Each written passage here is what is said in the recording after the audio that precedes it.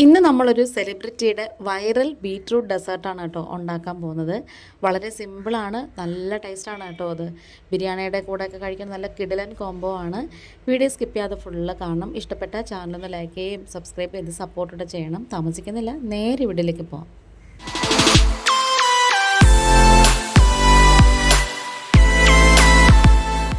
ഈ ഒരു സ്വീറ്റിന് വേണ്ടിയിട്ട് മീഡിയം വലിപ്പത്തിലുള്ള 2 ബീറ്റ്റൂട്ടാണ് കേട്ടോ എടുത്തേക്കുന്നത്. അത് തൊലിയൊക്കെ കളഞ്ഞ് കഴുകിയതിന് ശേഷം ചെറിയ കഷ്ണങ്ങളായിട്ട് നുറുക്കി വെച്ചിട്ടുണ്ട്.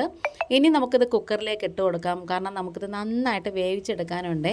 അതുകൊണ്ട് തന്നെ നമുക്ക് കുക്കറിലേക്ക് ഇട്ട് കൊടുക്കാം. അല്ലാതെ നമ്മൾ വേവിക്കണമെന്നുണ്ടെങ്കിൽ സമയവും ഒത്തിരി പോവും, അതുപോലെ തന്നെ നല്ല സോഫ്റ്റായിട്ട് വെന്തം കിട്ടത്തില്ല.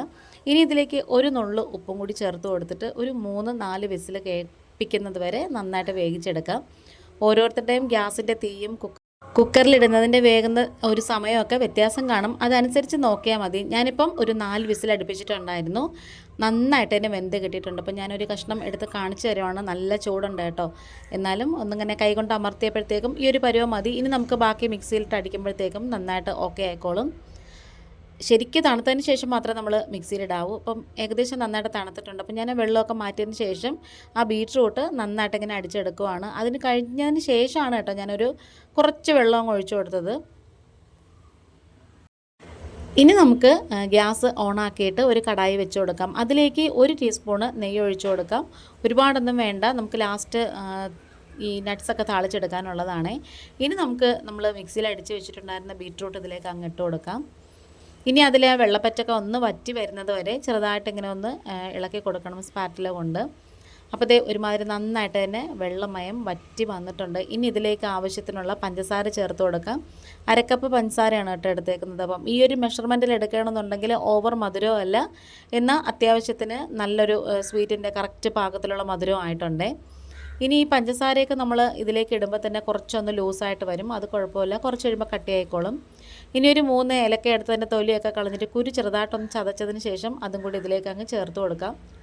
ഏറ്റവും സിമ്പിളായിട്ട് ഉണ്ടാക്കാൻ പറ്റുന്ന ഒരു ഡെസേർട്ട് ഇതാണെന്ന് തോന്നുന്നു കേട്ടോ. ഇത് ചെയ്ത് നോക്കിയപ്പോൾ നല്ല ടേസ്റ്റായിരുന്നു.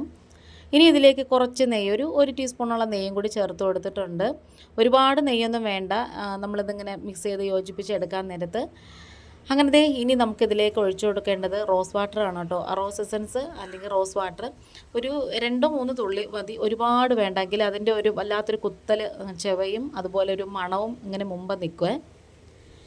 ഒന്നും കൂടി നന്നായിട്ട് ഇങ്ങനെ ഇളക്കി യോജിപ്പിച്ച് എടുക്കാം. അപ്പോൾ നമ്മുടെ ഏകദേശം ഇതിൻ്റെ ഒരു പരുവം ആയിട്ടുണ്ട്. ഇനി തണുത്ത് കഴിയുമ്പോഴത്തേക്ക് കുറച്ചും കൂടെ ഒന്ന് കട്ടിയായിട്ട് വന്നോളും.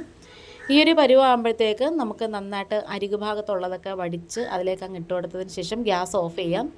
അതിന് ശേഷമാണ് കേട്ടോ നമ്മളൊരു ആപ്പിൾ കട്ട് ചെയ്തിട്ട് ഇതിലേക്ക് അങ്ങ് ചേർത്ത് കൊടുക്കുന്നത്. ഇത് ചൂടായിട്ടിരിക്കുമ്പം നമ്മൾ ആപ്പിൾ ഇടുകയാണെന്നുണ്ടെങ്കിൽ ആ ഒരു ക്രഞ്ചിനെസ് അങ്ങ് പോവേ. ഇനി ഇത് ഒന്നും കൂടി നന്നായിട്ട് മിക്സ് ചെയ്ത് യോജിപ്പിച്ച് മാറ്റി വയ്ക്കണം. ഇനി നമുക്കിതിലേക്ക് താളിച്ചിടാം. അപ്പോൾ ഞാനിതിലേക്ക് ഏകദേശം 1 ടേബിൾ സ്പൂണ് നെയ്യ് ഒഴിച്ച് കൊടുക്കുവാണ്. അപ്പോൾ ഈ വീഡിയോ കണ്ടുകൊണ്ടിരിക്കുന്ന സമയത്ത് ചാനൽ നിങ്ങൾക്ക് ഇഷ്ടപ്പെടുകയാണെന്നുണ്ടെങ്കിൽ ഒന്ന് സബ്സ്ക്രൈബ് ചെയ്ത് സപ്പോർട്ട് ചെയ്യണം.